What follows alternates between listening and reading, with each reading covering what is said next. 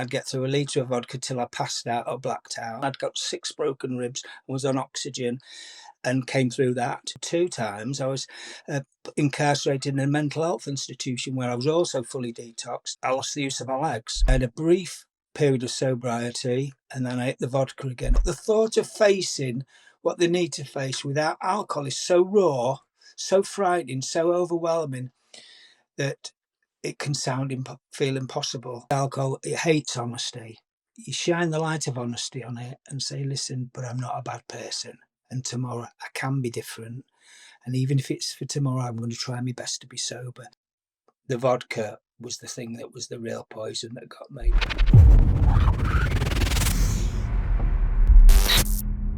He drank a liter of vodka a day, lost 2 marriages, most of his children cut ties. Then one night, he went cold turkey, no hospital, no help, just him and a fight to stay alive. Today, Mark Sylvester is here to tell us how he clawed his way back from the brink. And I'm so excited because he's one that has lots of experience, years of experience in mental health. So this one's going to be one that you're going to want to pay attention to. So you survived what you now call the Vodka Nightmare, and you're still here.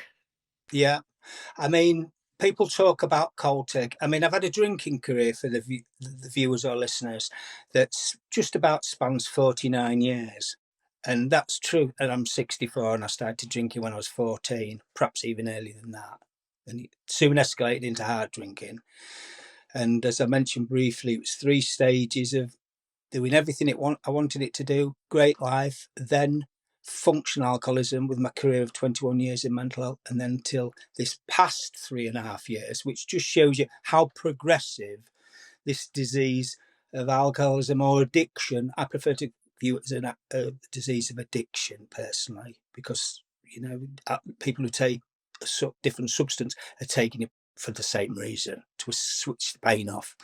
So yeah, it's funny. It was last June, and I was back on the vodka, which would mean starting drinking at 5 o'clock in the morning, and I'd get through a litre of vodka till I passed out or blacked out, and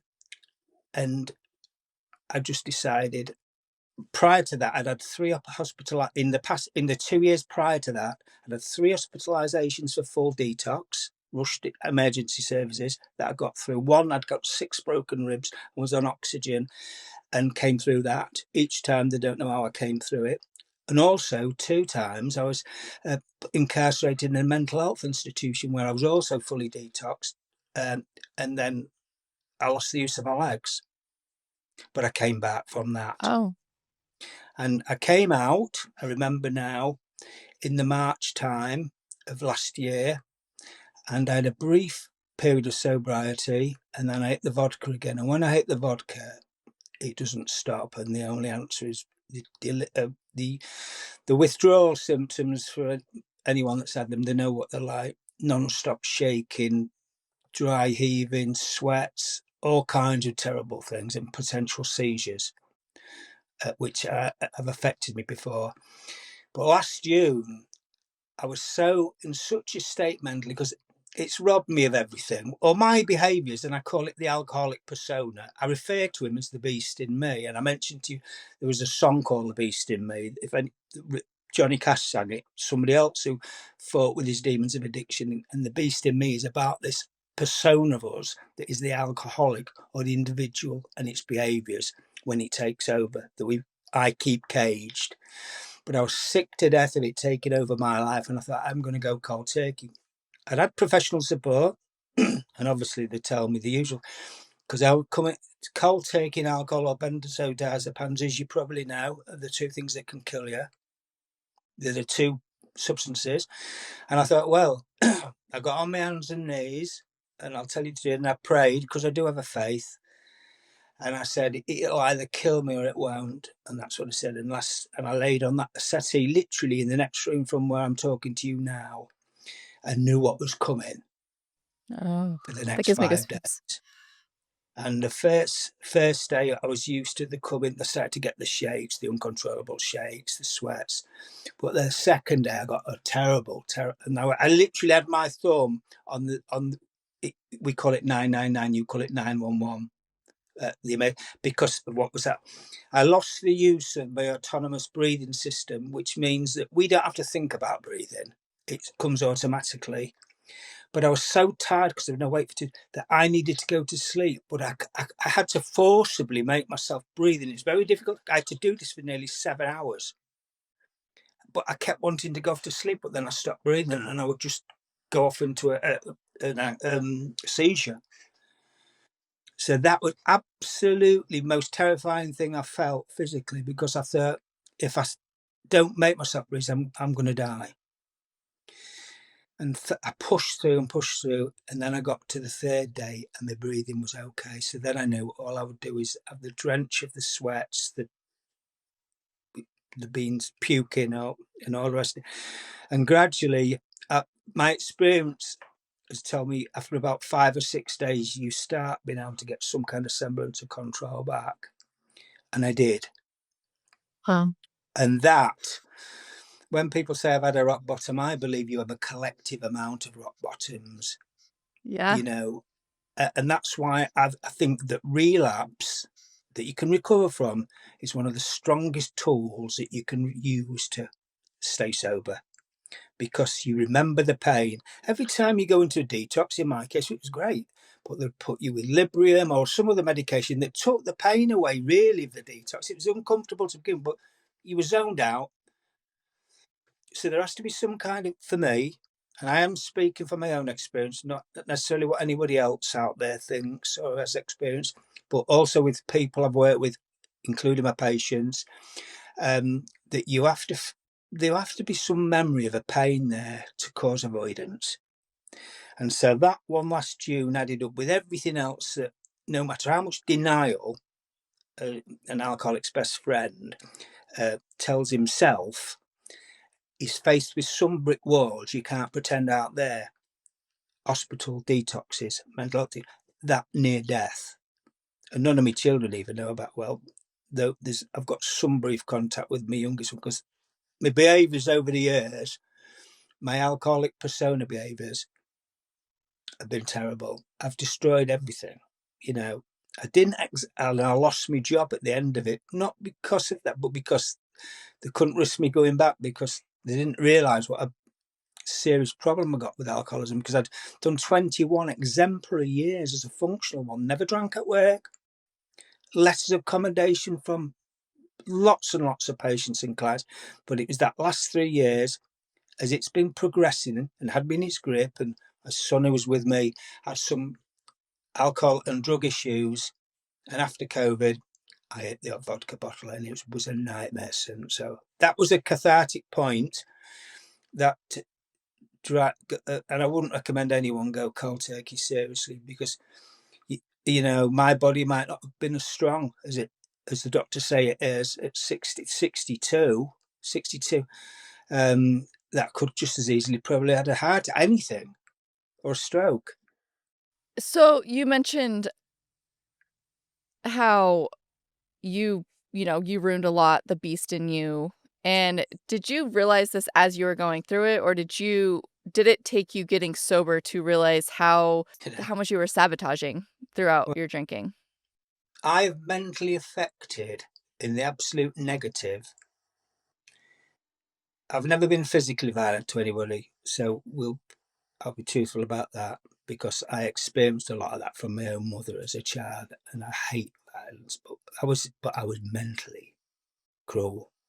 And I've had 2 marriages, 2 wives. They all tried to help me, and I denied it, and they ended up enabling me. But I was cruel to them, and my children have seen terrible behaviours. I've not been particularly nasty to my children, but they've seen me drunken behaviours. I mean, the alcoholic persona, the beast in me, that through my own process of, and the funny thing is, it's easy to analyse yourself when you specialise in mental health, but not very difficult to often do anything about it, especially when you're functioning. And I've identified the fact that I've got a probably about 13-year-old emotionally retarded boy in me that the alcohol suppressed, because it took all the pain away of any more experiences from a mother who should have loved me but never did, which is the defined child background. And but all the time I'm growing and using alcohol, I've got this persona that isn't the real me. It was a charming front. I could get on with people, I could get plenty of girlfriends, but I was completely, and I'll be truthful with you, it shames me to say it, I would much rather, I broke lots of girls' hearts because I had no emotional feeling for them beyond a superficial one. And I don't know whether I'll ever have that because there's something not there about that. So you can imagine, particularly when you're married, a wife or someone who loves you, they should get love back, or it should be reciprocal in some way. Well, I don't know how to do it. I can appear in certain ways, but so both my wives were starved of that. So there was a lot of emotional trauma caused to them that the alcoholic persona did, but I was always under the influence. Even functional, I could appear one way to my colleagues. So I never drank at work ever. But when I go home, I'd be under the influence. So he would, even if he would only creep out, an element of me would. And I was cold, emotionless. And like I said, I mean, in the truth, if that'll ever change, I don't think it. I have to live with who I am now, and I'm on my own. You know, I was married for 10 years, 20 years of marriage altogether. And I'm on my own because of it. And, you know, but I'm not going to drink on that, because the bottom line is, as I'm talking to you now, he's rattling that cage and he'll whisper in my ear, say, "Oh, this is uncomfortable. You're talking about this, Matt. These are the feelings you don't have to face. So just listen to me, your old friend. Let me out, and we'll just make it all go away again." But he's not coming out anymore, because when I've reflected on all the damage, I can't change it. I'd give it, if somebody said to me, "You've got 3 days to live, and you'll check and we'll wipe away all the misery and pain you've caused anyone that's come into your life," I'd say, "Great, it's a deal." And I swear to you, I would do that. Wow. But I can't. But I can stop drinking, and I can not drink, and I can die sober. And that, for somebody who's 64, and if there's anyone a lot younger than me, you know, it does lead to this. Even if you hold a job down for many years and you're successful, the alcoholism is running behind the scenes all the time. All the time. All the time. You know, it kids you first. It lies to you first. "Oh, I'll make this go away." Well, it does. It does what it says. Any alcohol generally tell it does what it says on the tin to begin with. I can remember some great times. But it wasn't me, Megan, having those great times. It was this persona who could smile at all the ladies, who'd get them to fall for him, then quite delight in breaking their hearts. Yeah, I'll shamefully tell you, that's what I was like. There was like some strange... It must have been a mental sickness, that to see these people broken like that child in me was by the mother that should have loved me, who never did. It was female. It was a female thing. Well, I never had a father. And in the 1960s, you know, there was one on... there was, where I grew up, there was nobody that didn't have a father whose mother was bringing them up on their own because the father abandoned them in 1963. You know, I got abuse from a female teacher because they were calling my mother a bad one because there wasn't a father, and I was getting it, and that was something I still have nightmares about. So all this was building up in me, and my mother, who was very mentally and physically cruel to me, and an alcoholic. Ironically, she got herself sober in the end, my mother. I got two half sisters that I protected from a lot of abuse. My mum's attempts at suicide during their childhood, they never saw it. I protected them from it. And I mean, for an 11-year-old boy to see a mother committing suicide and telling you, writing it down, that they're going to put you in some kind of children's home and it's all your fault, you know, and or the screaming and shouting at you or hitting you with a stick, which is what happened with me. And she got herself better years later, and I'd never spoken to her for the last 10 years because she wouldn't face anything. And I didn't hold anything against. I knew she was obviously poorly herself. I don't not forgive her. I understand why these things work, but it's shameful for her to acknowledge it. But I had a phone call 2.5 years ago from one of my half-sisters who I'd never seen in 15, 20, just to let you know your mother died a year ago. Goodbye. Yeah. And that's been my life, as abrupt and as cold as that, particularly. So, you know, and so this was it. So I found this booze that they were all drinking, my mother was drinking, like a lot of people. I started to try it myself when I was 14. I was tall for my age, and I was going in pubs, we call them pubs, you know, clubs, bars, like you've got, from 15 years old, because I could pass for 18 easily because I was tall. You know, the drinking age was 18 in the UK, and so I was drinking heavily from then. In fact, my mother used to get me drink, and we used to be bringing around paralytic drunk. I mean, and it was a constant stream of different men coming through the door. I'd be having fights with them at age 13, 14. Yeah, it's all as clear as a bell in my head. But so this booze, alcohol, was this painkiller that took all these feelings away. But what they did do, and my mental health experiences taught me it, they were repressing a child in me that should have grown and been nurtured properly, as in many cases, I believe.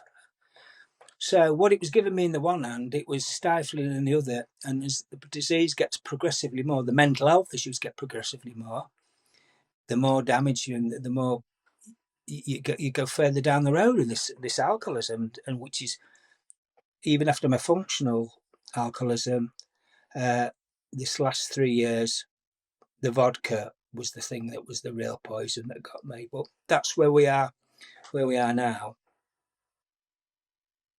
Oh man, so many people have childhood traumas, and I think during our addiction phases, we don't realize that our childhood really stems or really roots our behaviors, and that emotional detachment part. Obviously, you're the mental health expert, but through several books that I've been reading, that that emotional detachment, it seems like you really were affected throughout your or from your childhood to not be able to have any emotional type of attachment. Is that correct? Absolutely. What saved me to a degree, and I still think fondly of him, was my grandfather, my mother's father, who lived very close by. Um, I had unconditional love from him, like a father figure. He was nothing but lovely to me, and I used to try and run to escape to his house, because he loved me. But my mother hated it. She dragged me back. I mean, here's an example of my mother, and I would be about 6 years old. There was two neighbours moved next door, and they were elderly people, and they really liked me. They were friendly to me. I mean, fancy me saying that, they were friendly to me. And I told my mum I liked the next door neighbours. Do you know what she did? She took me around to that house, knocked on the door, and these old people said, "What do you want?" She says, "He likes you. Here, have him." And she just threw me straight through the door at him, because I'd said that I liked them. And this was the kind of I lived in fear. It was described by one of my mental health practitioners who I know, said he was in hypervigilance all the time, anticipating the worst, from about 7 years old. And as I said, my mother had various men. She was promiscuous, and she treated them badly. And she had children to eat, two different ones, and I protected them from most of it. I mean, the worst thing I ever did was when I had to have I will tell you this, it's quite horrific. The worst thing I ever did, was when I had to watch my mother, have a miscarriage into a bucket, and I was about 11 years old, because there was no one to look after her, and I had to read this clock. I remember timing these moves, and then we had to get an ambulance. That was horrific. That was on top of attempts on a life. And so you take all this, there's no trust. You have this superficial self that creates your self, suit of clothes that develops with this alcoholism, this substance that ironically can get you from A to B quite well, because I was a reasonably good looking guy and I could charm and I had lots of girlfriends. Boy, and did they pay the penalty. Because the minute I knew they'd got attached to me, I would reject them. and that's sick. I know it is, because I couldn't trust a woman. I could not. I couldn't trust my mother, even though I tried. So there was no opportunity. So every time I got a wife who I cared for, I couldn't give them back what they wanted. So they all got doomed, and I was drinking all the time. And so, like I said, my mother ended up getting sober for a long time, and I was pleased she did, but she could never face the issues around me. And like I said, 2 years ago, one of my half sisters said, "Your mother died," just like that. This is how they talked in my family. "Your mother died a year ago." And I actually went away and cried, and I don't cry. I stopped crying when I was a kid, because tears didn't get you anything. You just had to be hard and take everything.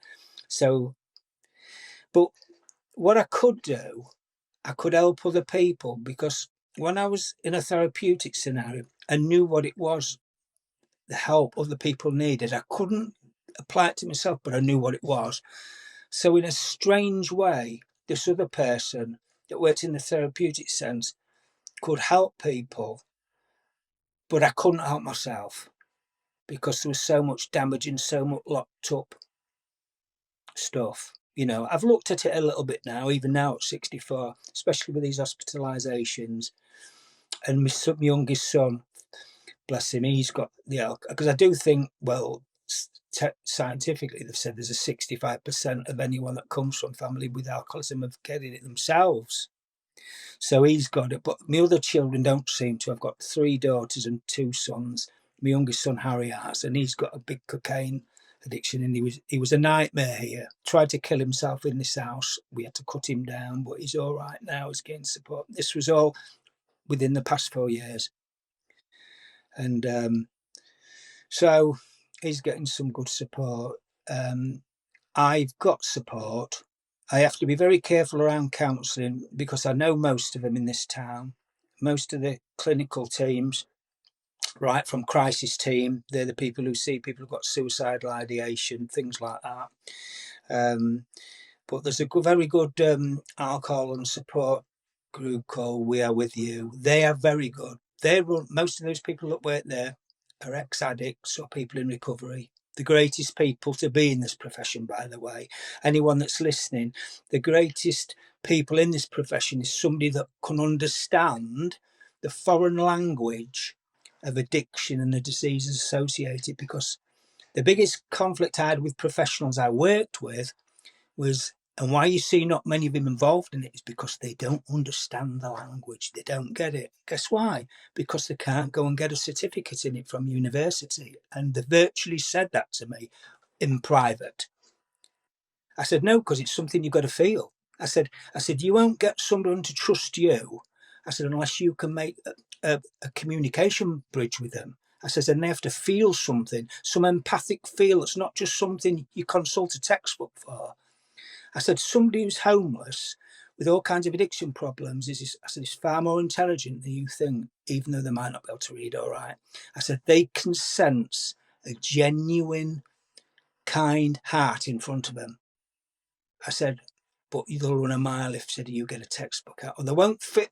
Oh, they don't fit this model. Talking therapies, England's full of them. They're like conveyor belts of do these CBT questionnaires, take this homework home for, and then they expect a result at the end of it. It's all run on outcomes, just like a business. I said, therapy doesn't work like that. I said, people don't want to sit there thinking it's terrifying. They're going to have a beginning and end, though hopefully there will be an end or a transition. I said, they want to feel first that they can trust you. Well, how do you do? I mean, professionals say, well, how do they do that? I said, well, you failed at the first fence if you have to ask me that. I really like that you bring that up because I feel through all my counselors, it is really hard to, if they haven't been through what you've been through, it's really hard to talk to somebody because, you're talking to them about your addiction as they're going home and drinking their wine or their bottles. They don't know how to help you get through it. Like you can't relate to them. And I've had one who had an alcoholic father, so she could kind of understand where I was coming from with a lot of my issues. But because I mean, there's lots of alcohol that runs on both of our in both of my families, but that's why I always tell people, I'm like, I can relate to you because I've been through what you're going through. Yes, I mean, for, I don't want to disrespect my family or my husband, so I don't broadcast everything that I'm literally going through in life, but there's a lot more that I can actually help people with. But Mm. I've also heard the terminology. I think I don't know, a podcaster I listen to has mentioned that it's a business model as well because they just keep you in this cycle. We want to help people get better, right? Mm. Some people just want to keep you in that cycle because it keeps you coming back for money. Well, I've worked in a profession, and I can tell you quite honestly, I'm not bound by any. I'm not bound by any commitment to them, whereby you would have invisibly so many sessions. If you'd not achieved an outcome by the end of it, they would discharge you and give some kind of outcome that went to senior management. All these business, the mental health service that I work for, is the CEO is actually an accountant. Oh, an accountant, a CEO of mental health. The people on the shop floor, as we call it, like the nurses and therapists, a lot of them are good people. The heart's in the right place, but the money goes upwards. And these people in the management positions are sat on a lot of money. Oh, I know. I've sat at meetings with them. I was that high up in my profession, and I would never follow their way. They said, "Oh, you just do what you want to do." Don't I said, "I do what works." I said, and I've got 1,000 letters from people I've helped that'll tell you, sir, to just let me go along with my way. I was fortunate in that, but the rest of them followed these models that have gone through this training, university, all these. So, by the way, if anyone ever tells you they're an expert in substance misuse or alcoholism, run a million miles from them. There's no experts in this business. There's people who try to help, try to understand, and most of them are ex-users or people who've felt the insanity, know what the insanity is. Otherwise, you're like sending somebody to go and put a fire out, and they don't know how to handle a fire. I feel like those psychologists that really know the brain, I think can help in some aspect, but they haven't lived it themselves. I was seeing an MP psych for med management, and he could explain the brain and was super amazing, but his religion, he never drank, so he couldn't relate to me at all or actually understand what I was going through. Yes, the brain he could understand how the brain works, but he couldn't feel what I've been through because he's never been in my shoes. Which is why, and as I mentioned earlier, for those that are listening, when I first started off mental health, I developed a project that the European Social Fund paid for when England was still in Europe, but we're not now. And they used to donate a lot of money to deprived areas, of which we were one. It was a lot of money to develop a substance misuse and mental health project that combined the two things, that provided therapy of a mental health kind to people who were experiencing substance misuse, alcoholism, drugs, and I ran it for 8 years. That was a potential marriage that could work because we could involve mental health specialists in the type you're talking about, like clinical psychologists, people that could understand the brain because it is relevant, but the feedback was coming from the workers that work with them that could understand the issues around the addiction and the other things. So we worked collectively. Right. But now, because of, if you ask me why don't they do that anymore, because I think that these people that are coming out with paper qualifications are that scared of working with people with substance misuse issues. Well, I know they are because they've told me. I mean, a lot of this I've been told firsthand. Oh, they're too difficult. They'd run upstairs if a client, and oh, they've had too much to drink. What shall I do? I said, what told them?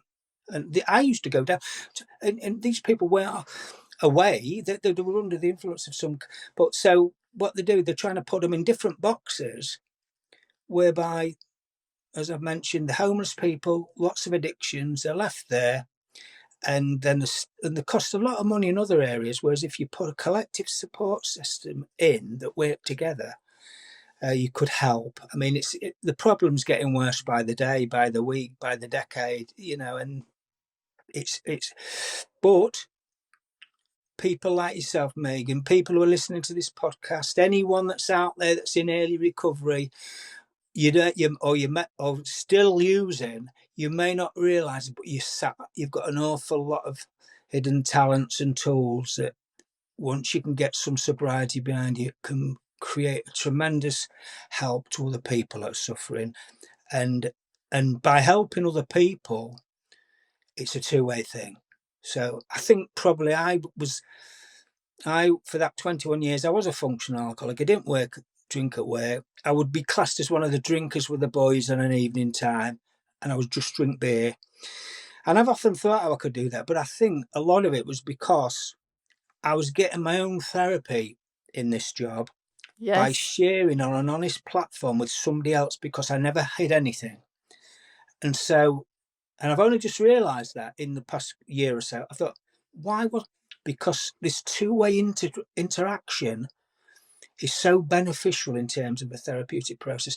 Like, say, if you sit between a doctor who's so far up, with qualifications, and they're blinded by this, they've tried this tablet, this process that won't work. I mean, I've got my own views on rehab, by the way. I actually visited a rehab facility this March. I'd been months sober, but this support group said, "Do you want to go in a rehab?" I said, "I've never been in one." They said, "Oh, we can get you in there if you want to go in." I thought, well, to be truthful, I thought I'd like to go in to psychologically observe how it all works, having been in mental health. Well, this one's in the UK, and I won't name them, but suffice to say, when I came out, I put in one of the biggest complaints because of the lack of professionals working there, the risks they took with these people. Most of these people, actually, I got to know, there was very, very little therapeutic input. Most of the time, there wasn't any staff to look after anyone. They took £30,000 for each client to spend 3 months there, and most of the time, they had to feed themselves. And they'd sit in these groups. And of course, I've come through a professional mental health organisation, health and safety, none of that. And it blew me away, and I was raising issues left, right, and centre. And I stayed there 4 weeks, and I said, "I've got to come out now." I said, "Because you're breaking so many codes and rules that I'm going to have to put a complaint in." And most of these people in there, the varied in age, there weren't many alcohol users. There were mainly crack cocaine, methamphetamine. I mean, and I've never really I've dabbled in amphetamines back in the day, but my drug was alcohol. And these people were sat there, Megan, all talking to me because they knew I had something about me that I could talk and empathise with them, because they weren't getting any clinical input at all. And they were terrified, grown men in the 50s, shaking. I said, "Why are you so frightened?" They said, "Well, we've got to leave next week. Our time's come to an end." So all these rehabs were doing were pressing the pause button on their life, and then they were going back out, and all of them virtually were just reusing again. One had gone out the week before, I'd gone there. 2 weeks later, we was called and said, "Oh, just to let you know, so-and-so's died. This woman in the early 60s gone straight out, you's dead." This was happening all the time. So, I mean, rehab, I'm just saying that was my experience with that. You have to come out to yourself at the end of the day. It's like the detox units. They're good to take, but at the end of the day, you come out to yourself. You have to lock that beast in that cage and keep him there. I do. Yeah. Loved ones that were hurt. You see, my denial around my alcoholism needs other people to be in denial to exist. The biggest threat to my alcohol is me not having it, and that my alcohol means more than you do, Megan. If you was my wife, more than, sadly, probably more than the children do. But you won't say it, but if it didn't, you would stop it. Too often that is the case. Like, we Yeah. love alcohol. I mean, I know so many people that have chosen alcohol over their families, and their families are shattered. What I it mean, is, it's that insane persona. It isn't them, because I go to I'm at great lengths to tell victims, partners who have been treated terribly and had to witness a lot of this. Many of them think it's their fault, think that everything that's said to them is meant. It isn't. We would shout our anger out at the man in the moon if he'd listened to us. It's just that the people close to us are more convenient. It isn't personalised. We make it sound personalised because we want to hate. We want this pain. I'm speaking for myself. I would want you to feel this pain in some way, so how would I make you feel it by hurting you? That's the insanity and the cruelty. When you're sober, this sober person has nothing but regret for treating people like that. But the alcoholic persona, he doesn't care. Mine is a 12-year-old boy running around with 2 loaded shotguns. Don't matter who he kills, as long as you don't stop him from giving me the alcohol. yeah. So because say, what could I have done better? What could I have done to save? I said, listen, there's no loved ones can save somebody from themselves. And if anyone's listening now, the best thing you can do, if you've tried so much, is step aside. Step aside, because we'll take everything you've got. If we're not prepared to give up, we'll take everything you got, because we'll still have our alcohol. You won't. And the thing is, anyone trying to save someone who's in deep alcoholism or substances, like a non-swimmer jumping over the side of a boat trying to save someone who's drowning at sea. You're both going to go under. I You know, have a question for you. Do you blame your kids for cutting ties with you because of... no, I deserve it. The alcohol, the sober person who is a good person, believe you me, he is a good, has to take the responsibility for that thing. There's been times, and I'll share this with you. I've shared this when there's not many days when I don't wake up where I don't want to be. I wish I was dead, because of all the damage I've done. And when you get to 64 and you look back, and it is, but I think no, because that would fulfill the entire prophecy. Well, your dad carried on drinking and this is that, and it's a self-fulfilling prophecy. But I can stop that from taking my life. It's not having it. And I'll die sober. And I'll just see, by putting consistency in, a lot of things can come back in certain degrees. If it does, I'll be pleased. But they deserve, you can't do these things to people. This thing that's locked away in the cage, the beast, this malformed child who probably thought he was doing it all for the right reasons, getting me this substance was keeping all pain from getting away from me, touching my heart and my emotional content, that deprived me from having good relationships with a partner that I can't. I've got to be accountable for it.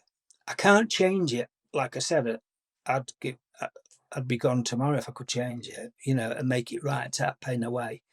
But I know there's a lot of people. But you see, I cannot make that an excuse for another drink, because I won't. Because then I'll be doing the ultimate pain. Oh, guess what? Dad's drank again. He's killed himself.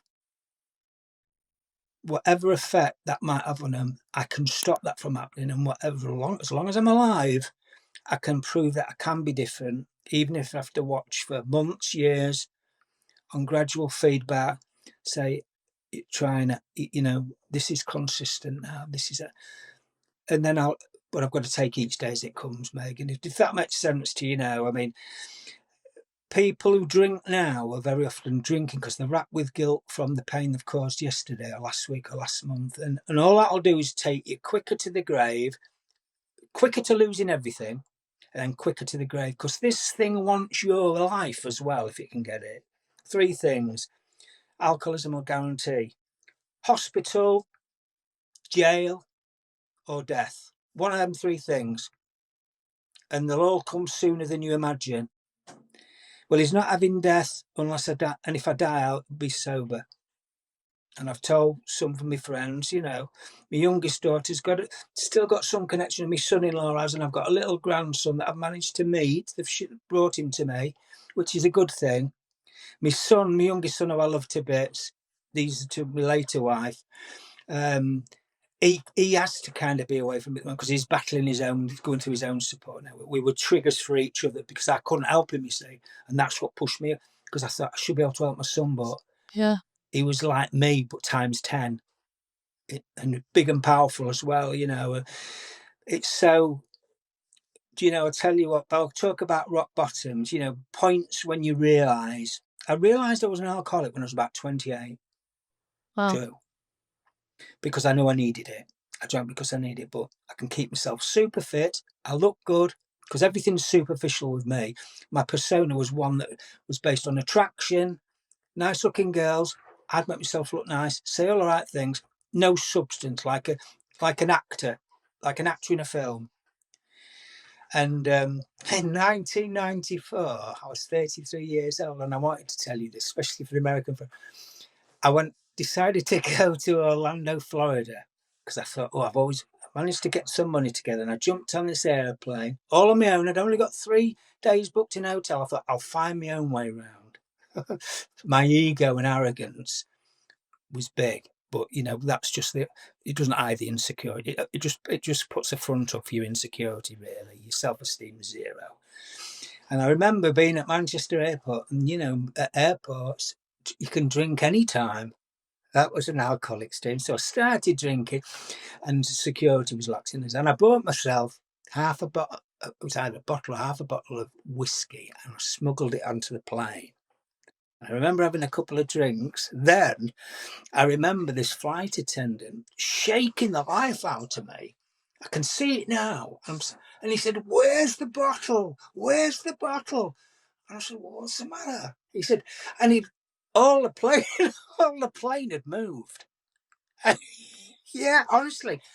I said, "So what's the matter?" He said, "We've had to move everybody because of you." Complete. What I've been doing, complete. I said, "What?" And I must manage to kick this bottle that's under my foot on what was left of it. He said, "We would have turned this plane round if we'd not been as far over the Atlantic Ocean." And this was in 1994, just before they really started putting an emphasis on arresting people on planes. And honestly, I got off the plane and they were all stood back to let me go. And they were looking at me. Goodness knows what my behaviour. That was a rock bottom that didn't change me, but it stayed in my memory. And then I got to America.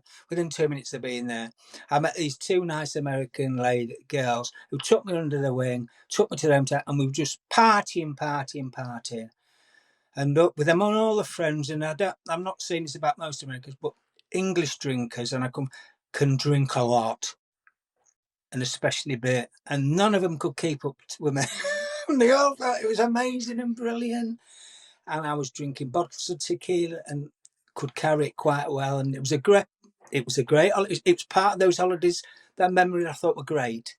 But as my progressive behaviours of this other person that comes out got stacked up, and every time I looked at the trail of damage, like with lost relationships, like with behaviours that hurt my children and other people, because I was totally disloyal to people. If I could get something out of them, I would, like even friends.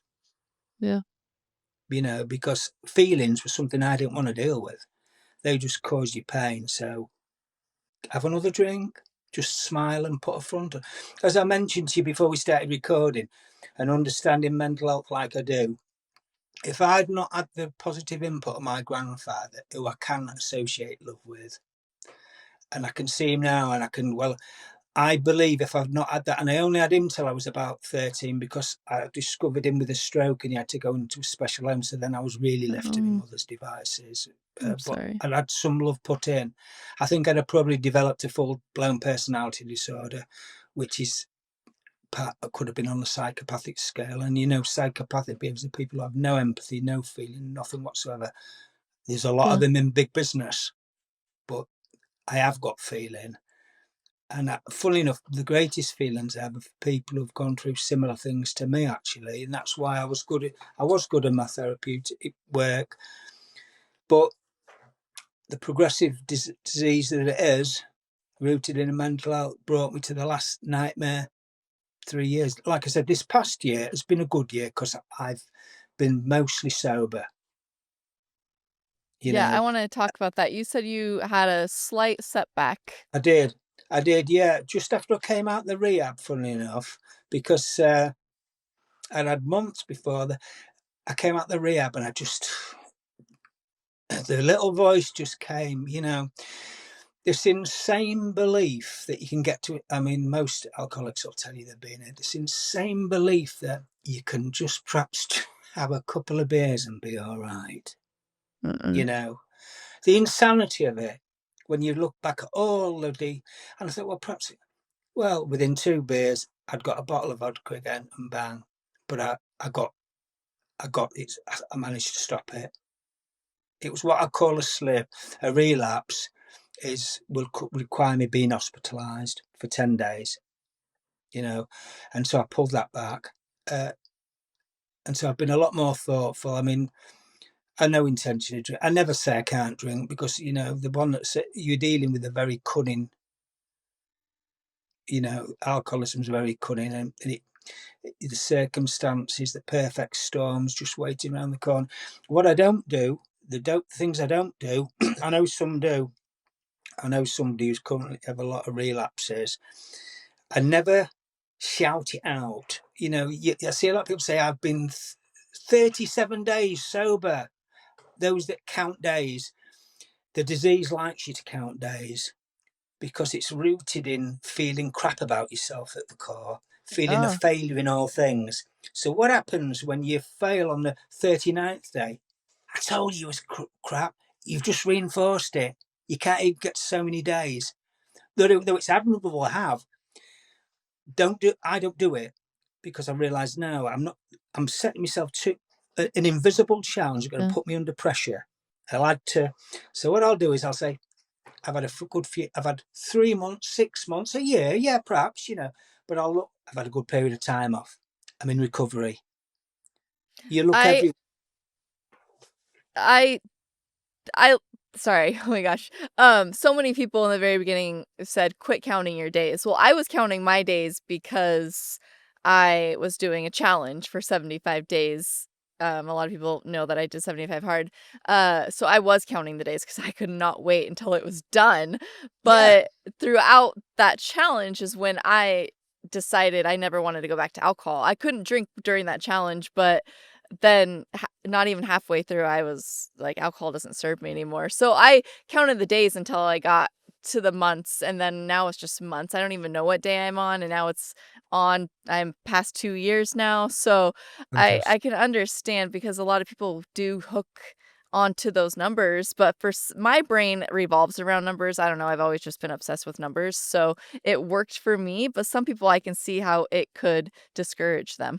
Especially when it's progressed to the point where the amount of poison you're taking is massive, like liters of vodka.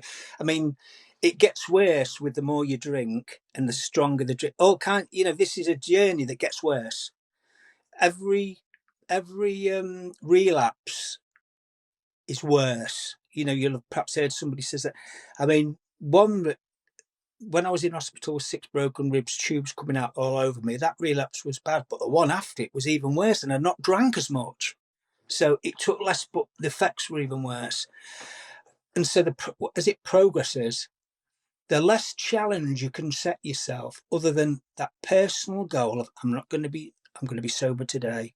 When I was in that rehab, we used to sit in a big group and they used to say, how's everybody's day? And go, oh, I'm not feeling good today. And somebody say, oh, I'm a bit angry. But there was never any dealing with those issues. And they'd come to me and said, oh, how are you, Mark? I says, I'm sober. That's enough for today. I like that. Yeah. So, as working in the mental health field, I think I really wanted to touch on the book that I'm listening to right now, The Body Keeps the Score, and the chapter on EMDR. It really stuck out to me because when I started 75 Hard, I was going to a trauma therapist and we were doing EMDR, which then this just clicked in my brain like the last week or so. And I got to thinking maybe EMDR really was helpful in my journey to want to stay away from alcohol. I don't know. Maybe you can explain how EMDR works because I think it's an underutilized tool. I think seeing an actual psychologist and, somebody that can really relate to you is very helpful in this journey to quitting, but also the core issues never get addressed, and I think EMDR is one of those things that I mean, can obviously, help. with a lot of people, excuse me, there probably was with me because only not so long back, there was one of my key workers with me that said, why didn't you ever do EMDR, Mark? For me, for trauma, the eye movement and the way it works. And it has to be done by a very skilled and well practiced practitioner. It's not something to be done lightly. So if anyone does take it, really check, when you've got seen a professional, check the background out. Just don't believe a piece of paper. You look for experience, look for case, acknowledgement of where it's Mine worked. mine was 20. I think she had 20 years Yeah, experience. you see, somebody working in the business for 20 years wouldn't be working successfully if they'd not been doing something right. And Right. an EMDR, we do it in our area as a high success rate. There's not many that trained in it locally to me. There was one of my clinicians trained in it, well, two just before I left, that were just starting to utilise it. So I never really saw the feedback on it because well, I shouldn't say, but they were almost practicing it on new patients, really. I mean, they have to start somewhere. But, you know, myself, because they say to me, why don't I get trauma? Why don't I examine them? I mean, the thing is, you can dig all my past up. Most are dead. Most I've analysed myself. I'm speaking to you about it. So even when I've finished speaking to you, that'll be of a therapeutic value to me. And I ultimately have to live with it. And what I do is process it, accept it, like the serenity process, and I accept things I can't change. Have the courage to change the things I can, and be sober today and hopefully tomorrow. And I apply a little bit of that to myself. But EMDR, I've had good feedback on that one, especially for people with trauma. But if you look at most people, like I said, you see, if somebody's got cancer that can be cured, you wouldn't just give them a never-ending supply of painkillers, would you? Morphine, all the rest of it, until they were on fentanyl or diluted, and then not address the actual issue until it became terminal. You would deal with the core, the illness, while you could. Well, look at what's behind alcoholism. I mean, that's just the painkiller. Methamphetamine, cocaine, that's the painkiller that switches off everything from getting through to where the injury is. And the more the years go by, the deeper it sits there, stagnating, getting worse, getting buried, and all the damage that's been done by the other stuff. So PTSD's got to be in a lot of people. You know, the trauma, there's a trauma of some kind, you know, abusive relationships, you know, that person, very often, mostly women, they get in abusive relationships, they're getting traumatized constantly. That's building up trauma that they're having to internalize and process and put somewhere that's going to be detrimental to their mental health. You know, I mean, I probably caused some myself. You know, I have probably with mental things I've said. I have to acknowledge it. If they've ever faced it, I put my hands up to it. I've tried to apologise. I have actually tried to apologise to as many people as I can. But it's painful for them. It's not for me to demand acceptance, but I do. But they've got the right to hear me say it. So there's traumas. I mean, you know, and like I said, my mother, for all she was damaged. She got mental health problems. You know, her way of, if I got bullied at school, there's one what my mum used to say. If I come home from getting bullied at school, she'd make me tell her who it was. And this is what she'd do, mate. She did this on numerous occasions. Now, imagine somebody coming round to your door with a son, perhaps your son was a bully, and there's knock on the door, and my mother's there, quite aggressive, though she was well spoken, and I'm stood there. She says, "Get your son out here." This is what she did. And she'd make this one bring this, and she'd say to me, if I didn't beat him up in front of her, she would beat the living daylights out of me when I got back with a stick. And so I had to beat this lad up. Otherwise, I would get beat up by her. That's what she used to do with me. And then what happened was I started having loads of fights at school. And so I'd come back there. So she started beating me up for having fights and said, if I have any more fights, she'll be. And this was this razor wire life I balanced on, of not knowing what I was going to come home to. If she was drunk, the only time she ever shared any affection with me was when she was drunk. It made me sick. But when she wasn't drunk, it was screaming and shouting, "You've done this. It was my father. I was the reason my father had left." All this kind of stuff. It's a wrong thing to keep saying to a child all the time. Yeah. You know, so I'm the product of it. I mean, if I had to make what I had work for me, unfortunately, it was this alcoholic persona who could had some things in a superficial sense going for him. You know, was attractive, good at sport. Oh, I was good at sports, ran with all the crowd, you know. But it was a false front. It wasn't me. I'm shy. I like to be kind to people. I don't like speaking out in groups. But the other person's the total opposite, because he knows what it has to be done to get from A to B and take no prisoners. And if you're my wife or my girlfriend, want you to start demanding too much, I'll just wait till I would have waited till your feelings were stronger for me and then dash them to pieces. And whether there was some perverse pleasure in seeing you cry or whatever. And I have seen a few girls cry, and it's to my shame, because they've all got happy Yeah. relationships now, and guess who hasn't? Me. You know, but I do acknowledge it, and that's accountability, and but the person you see now is this other person that's tried to grow, that's been there all the time, but been monopolized by this other one, especially when I've been deep in drink. But like I said, I didn't have that. I was like I said, I was a functional alcoholic for 21 years in the mental health field, and I worked and helped a lot of people. Some interesting people. Say, brain surgeon. He was one of my friends. I mean, I left school, Megan. There's another thing. I was that clever at being a professional, almost con man with this other persona. I left school with no qualifications, and I didn't hardly get any until I blagged my way. Do you know what blag means? I winged my way through nearly everything. And I'm sat with brain surgeons as patients in front of me. And that's when I realised, when you take the clothes off everybody, we're all the same as each other.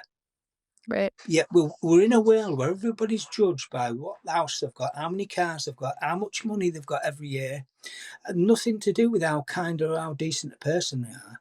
Yet there's people sat in shop doorways, homeless people, that YouTube love filming all the time. You see it all over YouTube, these poor people in Kensington being eaten away with all these drugs, and they're almost like a spectacle, like a freak show for viewers. And then they move them on, and the tent city. Look at California. Look at all those. They had great jobs 2 years ago. Now nobody wants them because there's no loyalty where money and greed exist. That's just another tangent I can go off on, because kindness comes from the heart, and that's why when you're helping people with issues, you've got to be. If they can see painful honesty in you and a connection, you get the empathy. That's the key to a door. You get the trust. That's the major key to a door, and the bridge opens. And the therapeutic journey isn't that hard to do at all, because you're allowing somebody to come forward, and this is how it works. So it's not rocket science, but we have to go. 64 years. Most of my life's regret, apart from the birth of my 5 children, because it's regret of things I wish I'd done differently or not. I'd been able to do, but I can only live with who I am now. And Now. some success with people's lives. There's people who come up to me. I was in hospital. This was the bad time, and I was in a lot of pain. I was laid in this hospital bed, Megan, and I felt this person called Mr. Sylvester. Mr. Sylvester. Who was it? Oh, Mr. Sylvester. I just wanted you to know I'm the nurse that you helped all those years ago. I'm doing really well now, and I'm back in my job. And could you imagine how I felt as I just looked at her? I just felt, look at you. But she just wanted to let me know. Yeah. You That is know, that's the most rewarding part of it, isn't it? Like, when people yeah, come up to you. Those are the comments that keep me going, 'cause I get a lot of hate. Some people just, I don't know. Somebody I coach brought up a point. He's like, some people don't even like Oprah." And I was like, you can be the most giving person in the whole entire world and somebody still may not like you, but it's those comments that come in saying, "I've helped them stay sober. I've gotten them sober because of my channel. They're sober." And so for all the haters, like, go, I don't need their listen, comments. one of the things I'm quick at doing is I can tell good people quite quickly, genuine people, you know, because of the personas I've manifested in the past, nothing gets by me, and especially in a professional sense. And I've been able to spot them at 10 miles, professional people who say, well, I do this, and I'm thinking, you're dangerous, especially in psychiatry, in clinical, where I think, dangerous. But you've got a good heart. I've looked at some of your podcasts. You allow people to speak. You're honest yourself. It doesn't take much more than that. And your intentions are good, and that's what it's all about. I've noticed, for me, one thing I do like is I like music and attempting to do some singing, and I've got my own little YouTube channel with that, and Yeah. that gives me some therapy. But when I look around at the nasty, spiteful people who make some posts and comments, I think the first thing when I see a nasty comment, I think, was that person drunk? That's a Because yeah. 90% of anything spiteful, I would say, the beast would be out the cage. Because remember, that persona of addiction is resentful, angry at how it's been treated, so it has to spit its spite at everyone. That's why I I've actually commented on podcasts where some poor woman said, "But my husband's told me all this, and now I'm starting to believe I'm the reason he drinks." And I've come in on a comment and said, "Let me tell you, as a recovering alcoholic who's put wives through what you're talking about, you are not to blame. We will Yeah. say you are to blame." I said, "But would say the same to the dog in the corner if we could." I said, "Because it's a rage that's just coming out for us." I said, "Disown it." I said, "And if it carries on," I says, "distance yourself from the person until it can be different." And that's sometimes, and that, and that's some of these victims, they're not addressed and they're not supported enough. Because you can imagine this person perhaps gets well, comes back to the family. Well, who's going to help this person who's gone through all this trauma themselves all these years? They might say, "Well, it's all right for him, or all right for her now. What about the years I've had to put up with it?" They didn't have a drink to escape through it. So there's a collective support net. I mean, AA in England and probably in the US, do you know the Al-Anon I've heard, yeah. group, which it addresses the families? We need to do more of that, to get a collective support in, because it's one thing, yes, get yourself sober. Now, how can we look at helping people with some of the damage and some of the things people are left with, the wreckage, the bomb site that over the years that sometimes that we can't just pretend isn't there in some cases. So being the one that has done the damage in the family, are you saying you highly recommend Al-Anon for those that struggle with loved ones?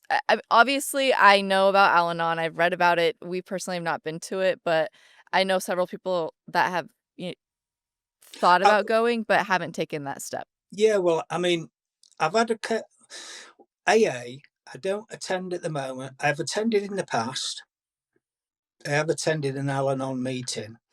My experience with AA is all the groups can be different. That's what I've I mean, heard. I've encountered one AA group that's very supportive, and I've encountered another that, be quite honest with you, is full of people that are just like saying, "I've been 30 years without a drink," and they pull anyone down that's suddenly relapsed. And I said, I thought, I'm not putting up with this.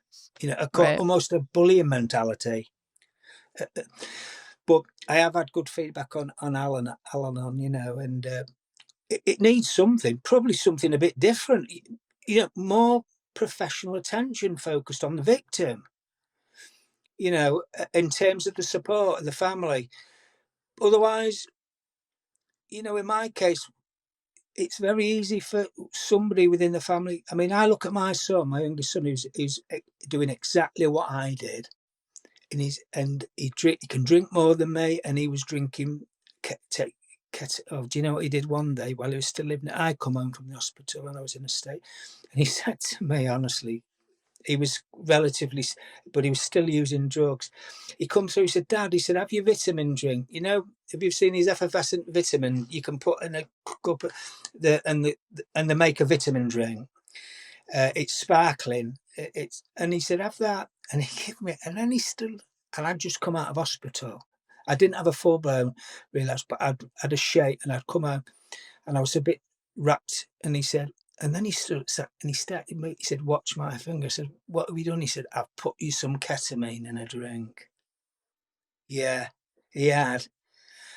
He thought it was. He thought it was going to help calm me down. He thought it was going to calm me down, Megan. Oh, wow. Fortunately, he'd only put a tiny bit in, but it didn't. I managed to deal with it. I thought I might go into like a real paranoid state or something, but I was all right. But he'd gone out and scored drugs that day while I was in hospital, you see, because he would take okay.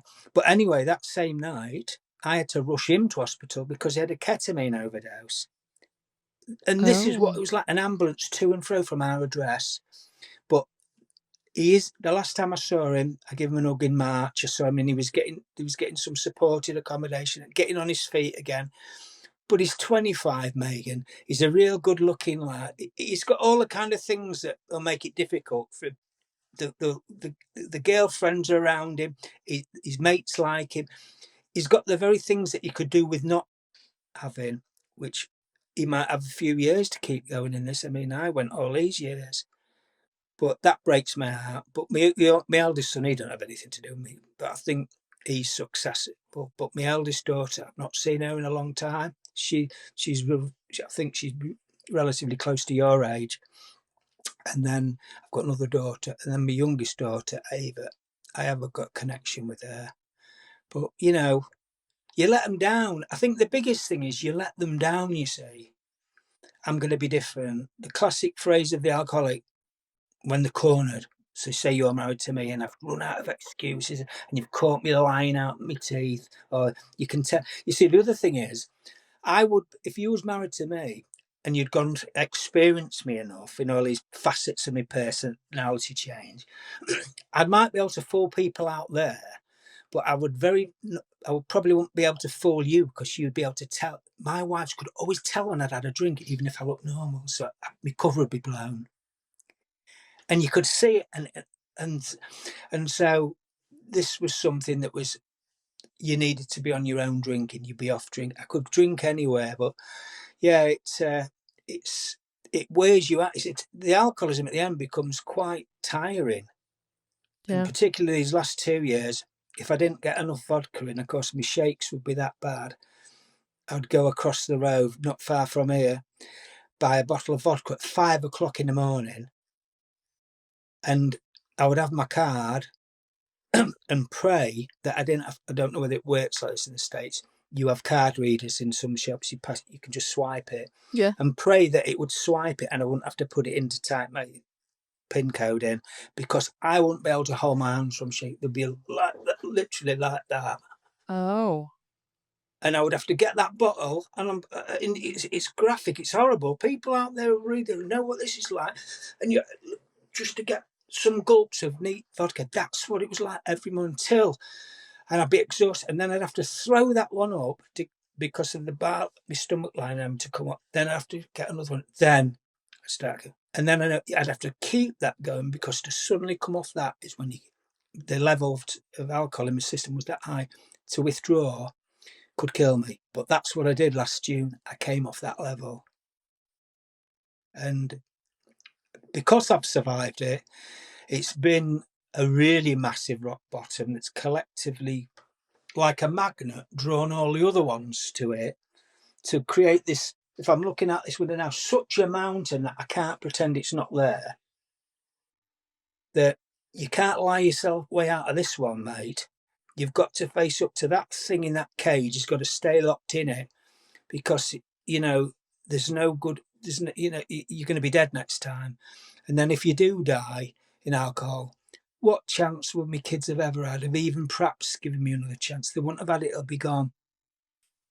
So And so well if said. there's one good thing I can do, is to say something now, or be a little bit of encouragement to somebody, like I was to some of my clients, but to give that hope, to still hold on to that hope, that and the belief that if you can be sober and keeps trying to stay sober, there's always a hope. The door isn't shut on you.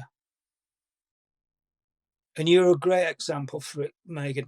And my advice to you now would be, if there's any opportunities you can, develop your skills in mental health, develop the skills in mental health. And that those combined with your substance you experience, you'll have that's the golden ticket to help people. The problem is you've got all these mental health practitioners who've got no experience, and they're not likely to turn themselves into alcoholics or drug addicts to get that experience. You wouldn't No. expect them to.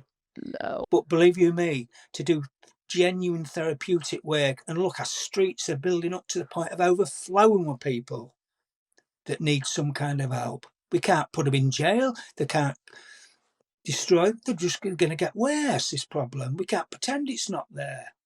Some Yeah. mother's son, some mother's child. They were all babies once. Yeah.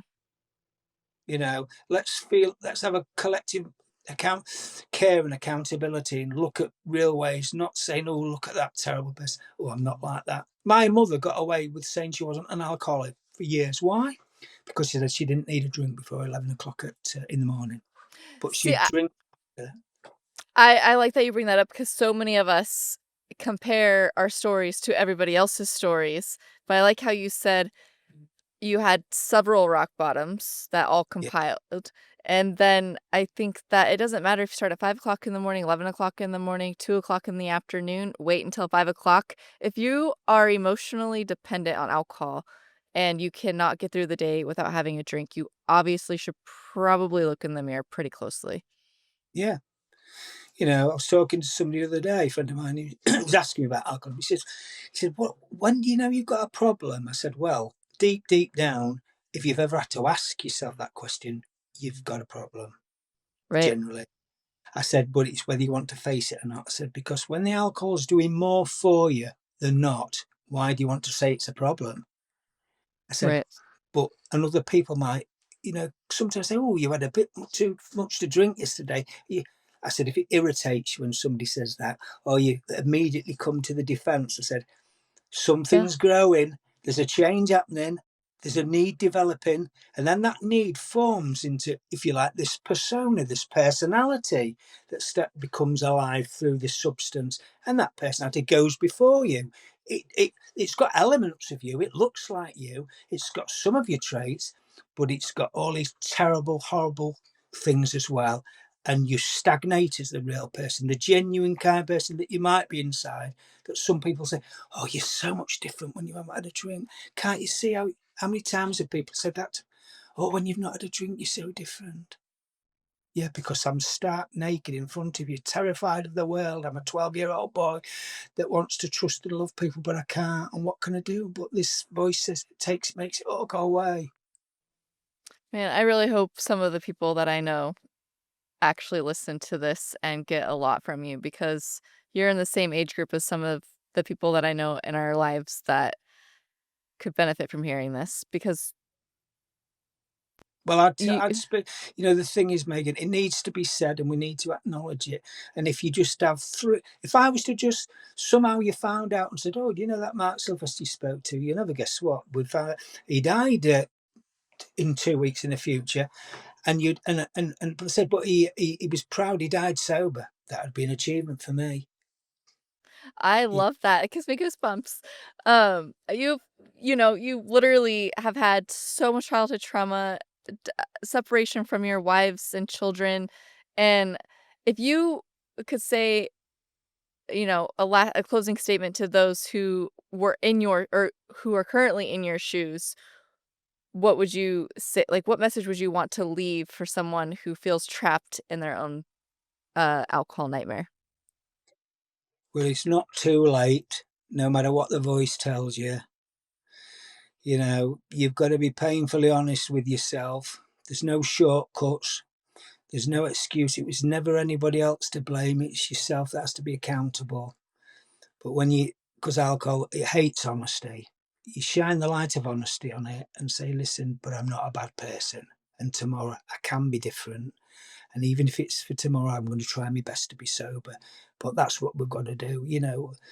And and people say you've got to do it for yourself. Yeah, you've got to do it for yourself. But it's a way of helping all the bad men. It's a way of helping everything and Yeah. helping other people. But I mean, I'm sure I've met on one post I mentioned my age and somebody had almost said, "Well, you're 64 now, your body's all right."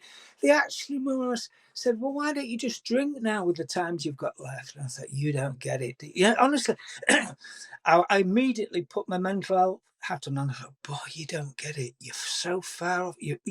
Obviously, it said to me straight away, that's somebody who's either ignorant to alcoholism or is an alcoholic still in a stage of denial. Remember what I said. Denial is the alcoholic's biggest ally. Denial everywhere, and we even get members of the family denying. Denial means don't even notice I am lying.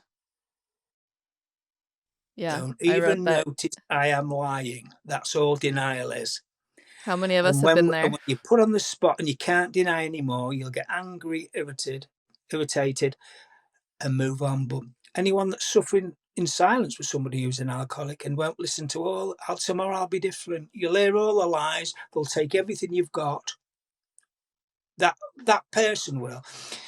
you know, there is another person. I've never known anyone where there isn't another person, but it's how far that person gets pushed when the alcoholic personality completely takes it, and they die in that alcoholic personality.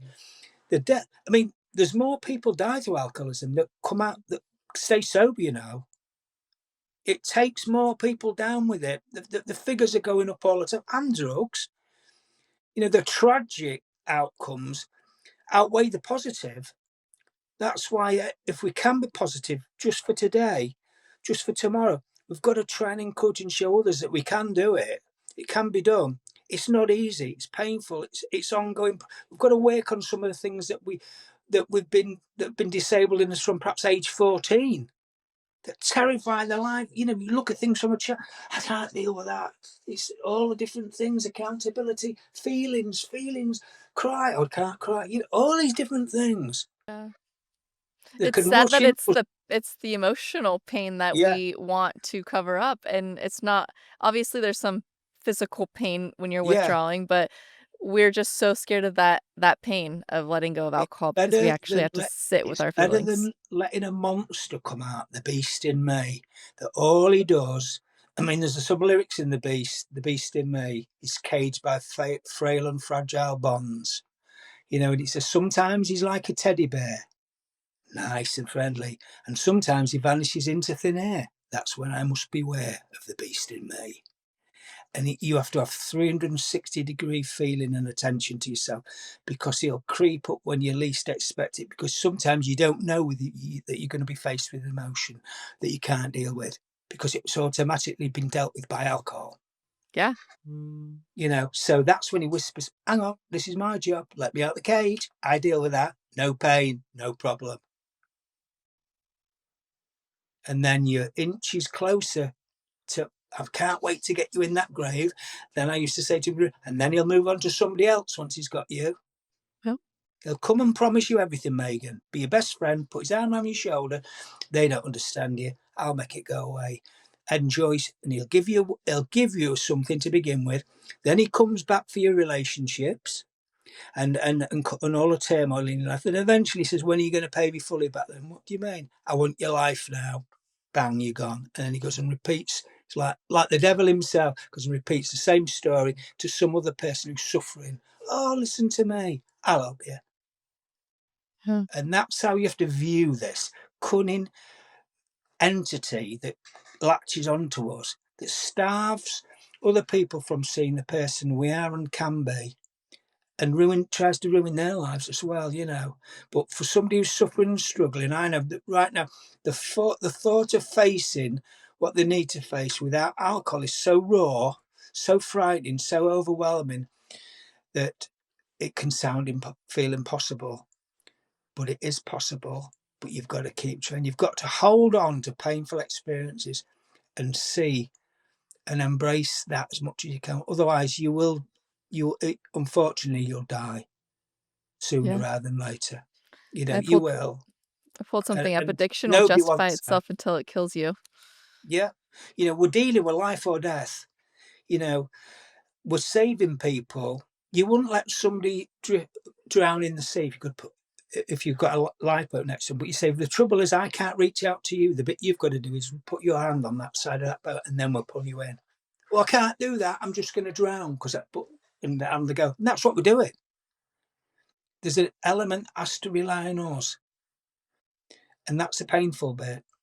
But lots of people say what you get when you're sober, when you start processing all these raw even feelings, even at 63. And obviously I've been able to analyse a lot of them when I was in my profession, because whilst I was a functional alcoholic, my brain was working okay.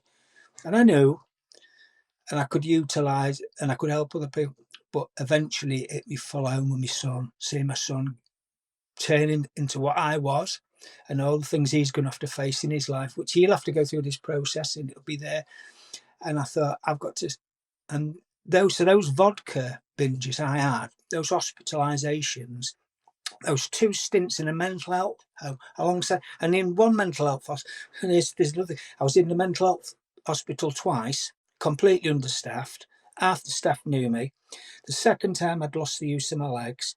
I got attacked by an inmate in there, actually. because I My was goodness. punching the life back. Honestly, that was only a couple of years. And the first time I was in there, they gave me the wrong medication. They gave me somebody else's medication. Oh yeah, and it was a nurse, and she was so frightened. But because I've been in the business, I said, "What medication have you?" I was quite getting a lot better then. I said, "What medication was it you gave me?" And I know medications, and it was an heavily antipsychotic, which I knew wouldn't kill me. I said, "Oh, I'll go to bed, and I'll probably wake up at lunchtime tomorrow." And I did, and they were so terrified. You imagine that happening in the States? They'd have been straight to a no-win, no-fear theory, and they'd got a lot. Not interested in that, because that nurse was trying her best to help people and what I felt to support. I said, no. I said, you're trying to do what's right. I said, and I'm not somebody who tries to take them. I said, I'm all right, aren't I? That's okay. But this is ouch. I don't know whether it's the same in the US because I know you go through the insurance way the insurance works. I mean, goodness knows how does anyone cope in the States accessing services? I mean, a lot of these people won't have insurance, will they? Does that I I think everybody so many people have different insurances. I mean, there's private, there's state, I mean, I'm not very I mean, we have I'm not very educated in the whole insurance in the world. UK, we're proud to say we have a national health service which is free at the point of access for everything and anything. But that's getting run down into the ground by the sheer volume of people who are coming into the country now. You say at the tiny island, but yeah, it's all down to cost. We're understaffed. Our nurses and doctors have just gone on strike as we speak in England. Yeah, but Oh, that man. means there will be a bare bones service, but because they're not paid enough money, you say. Yeah. But the thing is, we need to address the support for people with the issues around alcoholism, substance misuse. We've got a big ketamine epidemic in this country now. Apparently, that's the latest news. Um, and then we've got to address it. We can't just keep locking people up in jails, which is what they do with a lot of people in England. Take them off the streets, lock them in, because the jails are overflowing. And what they do in the jails in the UK, the drugs, they get more drugs and substances in the prisons than they do outside, because it's like becomes a medicine for them to quieten it down because there aren't enough prison officers to look after. So what we need to do in our own sobriety, we have to look and deal with this as little as we can and as much as we can at the same time, to not overtax ourselves. So if somebody again wants to think about, I do drink too much, and they know deep down, I always knew, but I didn't want to give it up because it was my best friend. It meant more than you, Megan, and it meant more than my children, even though I wouldn't have said it, because it made me feel different in a way the most beautiful woman in all the world couldn't do, because they couldn't get inside my skin and inside my head, you know, and that has to be acknowledged. And there is a way out, but it's a scary way out. But you can only get stronger. It's like if you've smashed your legs in a car crash and you can't move them. Some people say, well, I'm going to stay in a wheelchair for the rest of my life. And some people say, no, I refuse to give in. That is 100% correct. Nobody's ever said that before, but it's so true. It depends on how bad you want it and how Yeah. hard you're gonna work for it. And they'll say to you, well, guess what? It's going to be hard work. You're going to have to start to crawl. You're going to go through pain. But if you do that, I said, might have a limp. You might have a little bit of a movement. But I said, you can get where you need to. And many people have proven that. Yeah. And that's the attitude you have to develop. Mike Tyson said once, there's another little saying I said, when Mike Tyson started out, there was nobody could beat Mike Tyson at boxing. Nobody. And an interviewer said to me, he said, Mike, he said, how do you do it? He said, you just don't lose it. And he said, I refuse to be beaten. He said, I Yeah. absolutely refuse to be beaten. And that's the bloody mindset you've got to start having against alcohol or the substance. Refuse to keep letting it punch you and not fight back. I love it. So good. So good. And that's what we have to do, don't we? Yeah. It's been lovely talking to you. You too, Mark. I really appreciate you being here, sharing your story for the first time. And they can find you on your own YouTube if they want to listen to your music at Mark Sylvester. Listen to my music. Yeah, I'm desperate for subscribers. I've only got 200 now. Well, no, and listen, if you ever needed to cover mental health or in any which way, shape, or form, listen, I've had a lot of experience, and I always like passing on any knowledge I've got to the next generation who can use it or help somebody else with it.